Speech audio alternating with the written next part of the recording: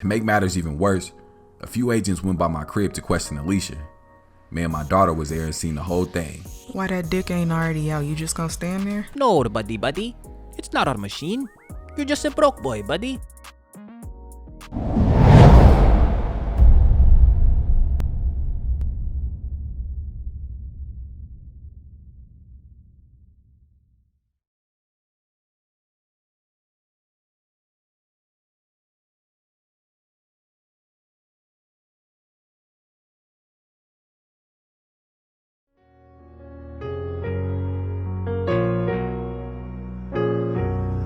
I can never fold, I can never break. Back against the ropes, I endure the pain. I'm asking, could you pray for me? Yeah. I'm asking, could you pray for me? Never broke the code, I stand on my name. Even in the cold, I walk through the rain. I'm asking, could you pray for me? I'm asking, could you pray for me? Yeah.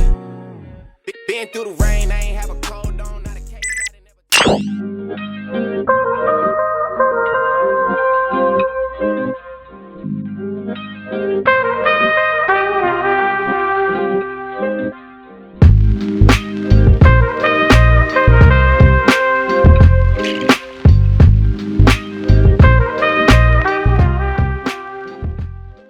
Man, listen, bro, we about to have some company, so I need y'all to be on your best behavior.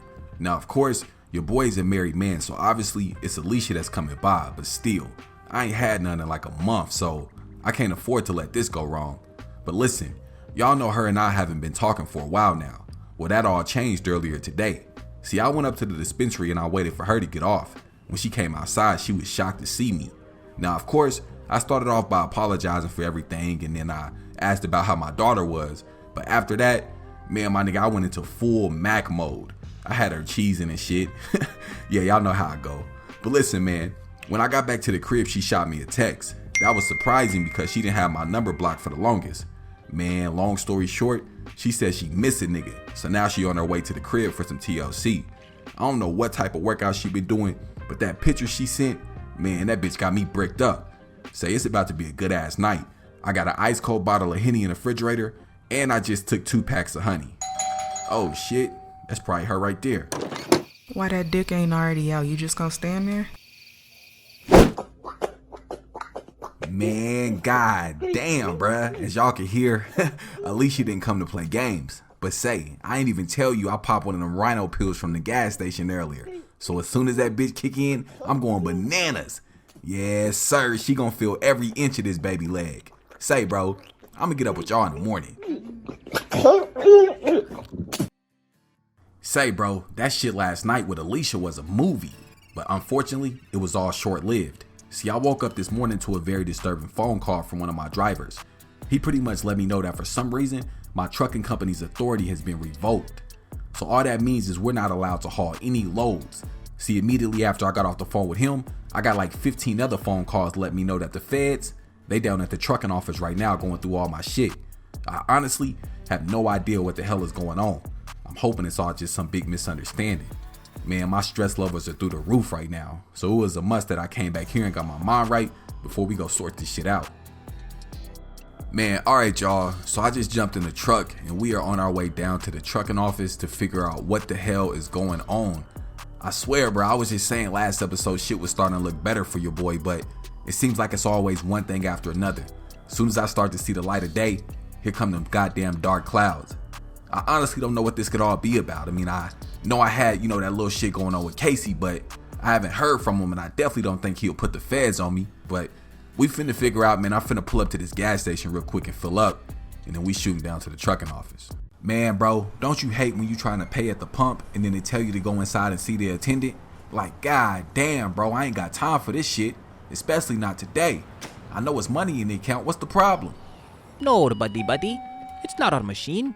You're just a broke boy, buddy. Hey, first of all, watch your mouth. Second of all, try to run the card again, cause I know it's money on there. I got an issue every time I come to this bitch, bro. What's with you?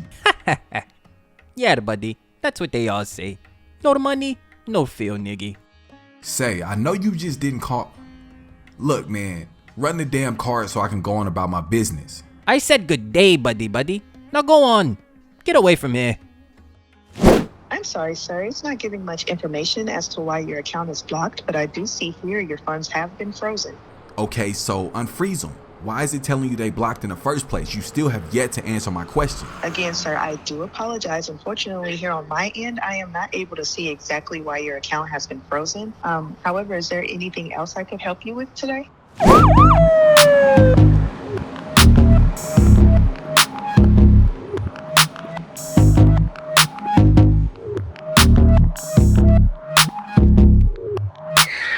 Man, it turns out that shit Casey had going on was a lot bigger than I had thought. After looking over the indictment, it seems they've been investigating this nigga since like February, which honestly is good for me because we stopped doing that money laundering shit well before then. See, I popped up on their radar after I gave Casey that money outside the club. Man, apparently they had been running surveillance on his ass and they seen me pass on that package. Man, that one transaction was all they needed to come and shut my shit down. But they gonna have a hard time trying to prove what that money was for. Anyways, to make matters even worse, a few agents went by my crib to question Alicia. Man, my daughter was there and seen the whole thing. Honestly, this was probably the final strike between me and Alicia and shit. I can't blame her.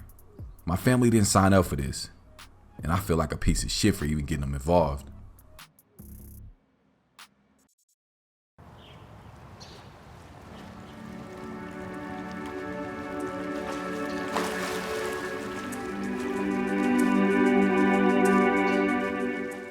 I sent a copy of Casey's indictment and the search warrant I got this morning over to my attorney because honestly, I ain't know what half of that shit meant. Well, he said apparently the feds got Casey locked up for illegal weapons trafficking and gun running. See, I tried to tell y'all I knew he was involved in some serious shit, but hey, that's good for me. I say that because their main focus is weapons, which as y'all know, I ain't have nothing to do with. My lawyer said they probably just raided my shit because they believe some of the weapons that Casey was selling got moved on my trucks. So he pretty much told me if I didn't have nothing to do with it, just lay back and let him figure everything out. But in the meantime, man, obviously I still need to make money. See, the feds are so powerful, they'll shut your whole business down while they doing their investigation, even if you innocent. So that's pretty much what happened to me. They suspended my DOT for my trucking company, so none of my 3 trucks can move, which obviously means no money. But hey, I'm quick on my feet, so I immediately went out and got a new DOT number, but this time for my personal truck. Then I went online and came up with some bullshit logo and slapped that bitch on the side. So now I'm able to do a few hot shot loads. That way I can keep some money coming in until all this bullshit is over. Now look, with hot shot trucking, the loads are a lot smaller. So of course they expected deliveries to be made a lot sooner. So once we make the pickup, the timer starts and we'll lose money every second after the agreed upon delivery time. So today we'll be picking up an absolute classic vehicle.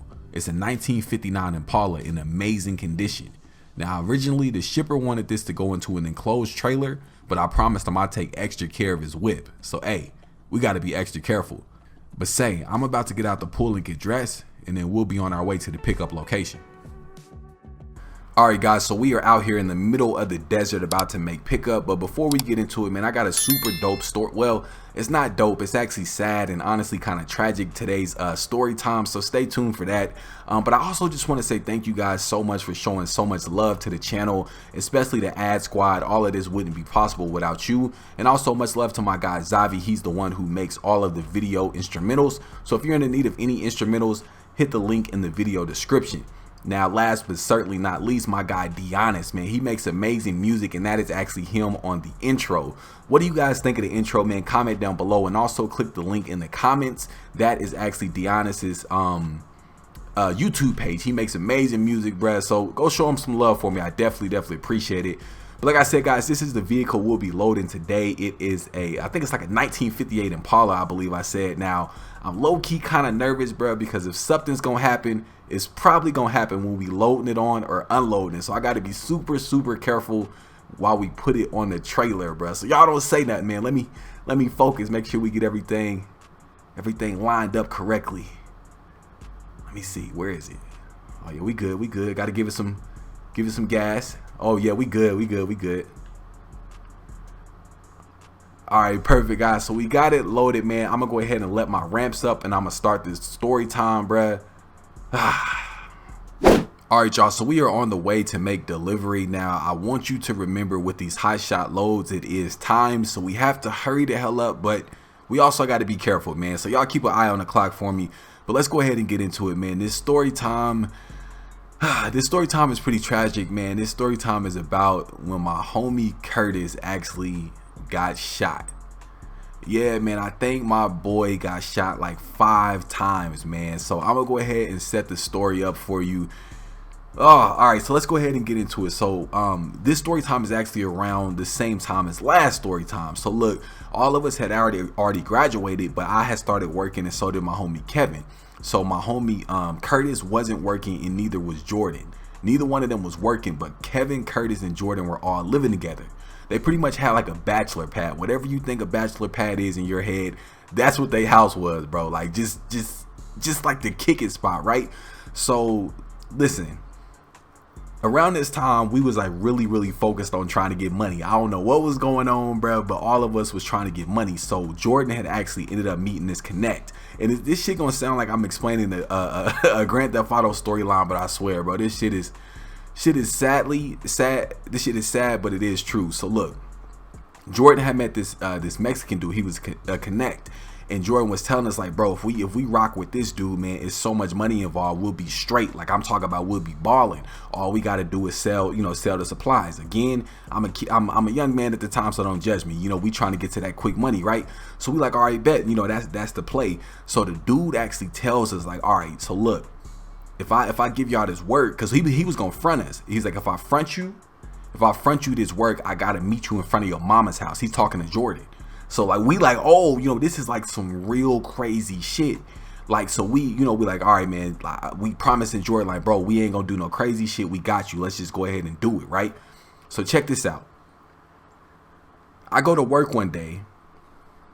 Oh man, this shit is crazy, bro. I go to work one day, and I'm working at a call center at the time, and I check Facebook, and all I see is niggas asking, is Curtis okay? People messaging me, messaging Kevin, people making posts, pray for Curtis, pray for. I'm like, what is going on? Now, mind you, this is years ago. This is before niggas was keeping pistols on them and 30s with the extended clips and all of that. Like, you can really get into a brawl and nobody get hurt. Like, nobody get stabbed, nobody get shot. Like, literally niggas was just fighting. So we not used to the homie getting shot. That was unheard of. So I'm panicking, I'm nervous, because people saying that he got hit with a 12 gauge, people saying he got shot 12 times. Like, you know how it is when something happens in the city, right? So I end up leaving work, right? So I leave work and I go to Kevin, Curtis, and Jordan's house. We all meet there, but obviously Curtis, we don't know if he died, we don't know if he's alive, we don't know what's going on, right? So I'll never forget this sound. We all in the living room, and it was extremely loud, but nobody said a word. The tension was that thick. Like, the room was extremely loud, but it was silent at the same time. You can damn near hear each other's heart beating, and we holding back tears because we think we didn't just lost a homie. Right? So let me go ahead and break this down to you. So mind you, again, we just used to squabbling. Like, we'll fight. 30 people can fight. Nobody get injured besides, maybe knocked out, right? So when he got shot, we like, okay, they took him to Wesley. That's like a hospital here in my city. They must have took him to Wesley. We not knowing. Well, let me say it like this. So yeah, we go up to Wesley, and we asking the nurses, we calling trying to get information, but they not telling us anything. Like, oh, we don't have anybody that by that name, and no, he's not here, and we haven't heard anything like that. Again, we not used to dealing with nobody getting shot, so we don't know that the hospital literally can't tell you if they have a shooting victim, to protect him, in case somebody came up there to finish the job. So we didn't know where he was. So boom, we actually go back to the house. Everybody's sad. Everybody's pissed. We not knowing if bro's still out there in the street. We not knowing what's going on, right? So we end up calling it a night. I go back home. Man, the next day, this shit crazy. So the next day, I'm in the wrong lane. So anyways, the next day, I go to work. Oh, buddy, come on, G. Come on, bro. This nigga, come on, G. At least he didn't damage the car. So anyways, the next day I go to work, man. I'm obviously, got my homie on my mind. Nobody's heard a thing. We haven't been able to get in touch with his parents. We went by the house. Nobody's there because he lived with his pops, right? So look, the next day I'm at work. and we actually get the word that like, yes, he's actually at Wesley. Again, that was protecting his identity, you know, trying to protect his safety or whatever, or ensure his safety. So I'm like, man, you know what? I gotta go check on my homie. So I actually leave work again, second day in a row. And guys, I'm stopping at the lights because our trip isn't that short, but I got a long story time. It's finna get good, so just bear with me. So yeah, I leave work, I go up to the hospital, and I'm asking around, like, you know, where my homie Curtis at, So boom, I think they had him on the 3rd floor. That's like the intensive care unit, right? So I get off the elevator. Man, this shit replaying in my mind is crazy. I get off the elevator and the nurse's station is right there. So I just go up to the nurse's station. I'm damn near got tears in my eyes because I don't know what I'm finna see. So I asked the nurse, I'm like, hey, I'm here to see my cousin. You know, obviously this is my friend, not my cousin, but that's what I tell the nurse. She's like, what's his name? I tell him, you know, his name is Curtis such and such. She gives me a look like she knew she wasn't supposed to tell me what room he was in, but she went ahead and told me. So I'm like, all right, man. So I'm walking around the hall to go to his room, but I'm stalling because I don't know what I'm finna see. This is my nigga. I was just with him like 2-3 days ago, laughing, joking. Now I'm hearing he shot up. So look, I turn the corner, bro, and I see my guy in a hospital bed, like unconscious, like just looked like he just sleep pretty much, to be honest with you. I ain't even gonna put no extras on it. Look like he was just sleep, but he got tubes and wires and shit hanging out his body. I'm like, yo, like what is this? And so I'm just standing outside the door. I didn't even want to go in. And the nurse told me, like, oh yeah, you're fine. Like the nurse was hella nonchalant. She kind of, you know, put me at ease. She's like, oh yeah, you're fine. Go ahead and go in or whatever. So I'm like, all right, man. So I go in and I sit there, and you know, like again, bro is you know, unconscious or sleep or whatever. And then I need to switch lanes. And come on, G, let me over. Come on, bro. You see how they do me? Look, you got a Bogart, G. But yeah, so I go in there and he's still asleep. And then so I'm in there like 10 minutes, bro. And then the doctors come. Bro. And they start to they wake him up, and or maybe he woke up on his own, one of the two, because I remember I'm coughing real bad because the tube in his throat. And they come in there and they start to pull the tubes out. And he's like, so I stepped in the hall. He's like coughing, like trying to scream, not knowing what's going on. And I'll never forget standing in the hallway, and all I hear the lead doctor, he's like Curtis, are you with me? Do you know where you are, bud? Okay, well, you've been shot. And I'm like, oh, this shit is real, bro. So I'm gonna go ahead and jump ahead. So his pops actually ended up coming to the hospital. His whole family came up there, and so I'm sitting in there with him. I'm asking, like, bro, like I'm asking him low key, like, bro, do you know who did it? You know what happened? Where was you? He kept telling me he didn't know. Long story, I mean, later on I found out he did know. He just wasn't telling me for whatever reason. So his peoples come up there, and I leave. You know, so his people can have time with him. So I go back over to Jordan, Curtis, and Kevin's house. So we all in the living room. I'm telling them like what I just seen. I'm in there just again, complete silence, but the room is loud as hell. So long story short, I'm gonna go ahead and tell y'all. I don't know how I should tell it, so I'm gonna go ahead and tell y'all what ended up happening and how he ended up getting shot. Right. So look, again, I told you that me and Kevin were actually working. Jordan and Curtis weren't. Jordan's kind of like the good kid. He's hood. He'll fight you, but he a cool kid. Like, he not gonna go, you know, hit no lick or nothing. But Curtis on the other side, remember I told you last episode, he's from G's. You know, he got put on GDs. He like really live that life. So it's this other dude who I'm gonna give him the name of I'm gonna call him Thomas, right? So it's this other dude named Thomas from Bloods, right?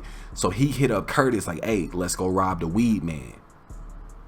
That's not something Curtis would do, but I guess he was just trying to, I don't know what he was on. So long story short, they decide to go rob the weed man, right? So they get in the car with him. This is word for word what Curtis told me happened. They get in the car with him. They finna rob the weed man with no pistol. Like, what type of shit is these niggas on, bro? But Curtis had some brass knuckles. So he told me that it was the weed man, who we all know. This is a dude that lived up the street from me. Wasn't no beef, wasn't nothing, right? But anyways, it was the weed man, Thomas, and Curtis was in the back seat, right? So boom, the plan was for while they talking, Curtis was gonna punch Buddy, the weed. Curtis was supposed to punch the weed man in the back of the head, and Thomas was gonna take the weed. They was gonna get out of his car, jump in Thomas' car, and be gone. Now that sound like a dumbass plan, don't it? But I guess Curtis thought, you know, I punched so hard, plus I got these brass knuckles, this nigga going to sleep, we gonna rob him and we gonna get on. Well, obviously that's not the case, and Curtis ended up punching on him, and the weed man ended up upping a pistol, and he shot Curtis like four times. So what y'all think Thomas do? Thomas got on. Yeah, Thomas got on and left my nigga Curtis out there. I'm getting emotional thinking about this shit, bro. Left my nigga Curtis out there literally in the middle of, I think he crawled in somebody's front yard and was begging for his life. He wasn't begging for his life because the weed man got on too. When the police came, they said that he was telling a police officer, please don't let me die. Please don't let me die.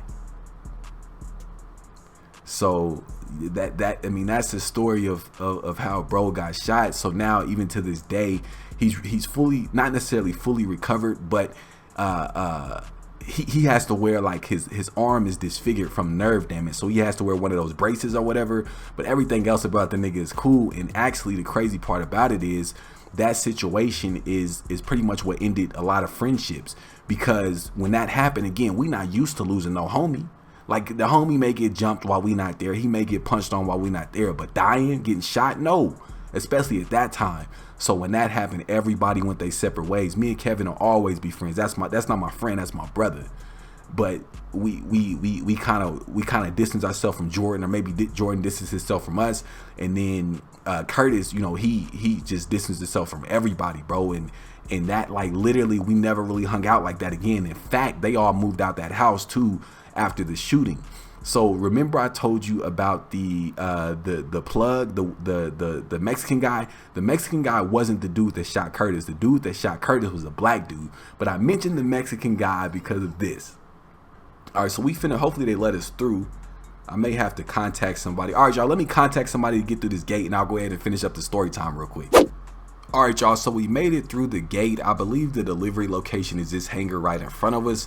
So now I just got to figure out how to get the hell over there without getting hit by one of these big ass planes. But anyways, so yeah, the reason I have brought up the Mexican guy, right? So check this out. It's just crazy how life works. The Mexican guy is not the person who shot Curtis. That's not why I brought him up. This is why I brought him up. So like 2 or 3 months after Curtis was shot, like I told you, everybody kind of just went their own separate ways. Like, we was just shocked that even happened, right? So like 2 or 3 months after Curtis had got shot, my other homie's friend, right? My other homie's dad, his friend. So his dad's friend had actually gone missing, like for 2 to 3 weeks. You know, his family was asking for him to come home. They're saying, you know, this isn't like him, but he was just missing. Bro, they ended up finding this man in his car, burnt to a crisp with his penis in his mouth, bro. And the talk of the town was that he had ran off on the Mexican mafia.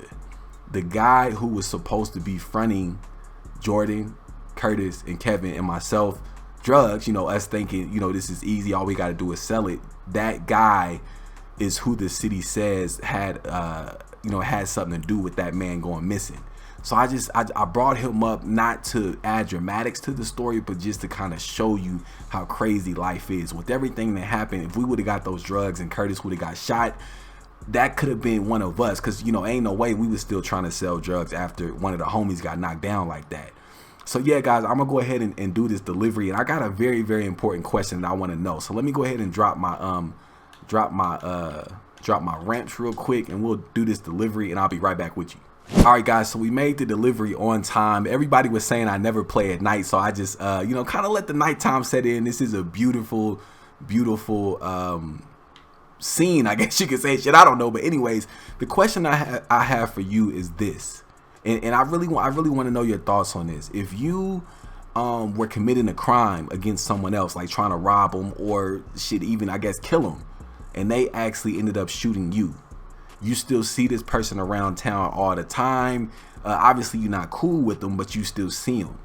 Would you still seek retaliation, or is that even considered retaliation, considering you're the one who put yourself in that situation and forced that individual to respond in kind? So y'all do me a favor and go ahead and let me know what you think in the comment section down below. Guys, I'm gonna go ahead and stop the video right here. As I always say, man, thank you so much for all the love and support. I'm doing the best I can. We got Hood Life coming up next month.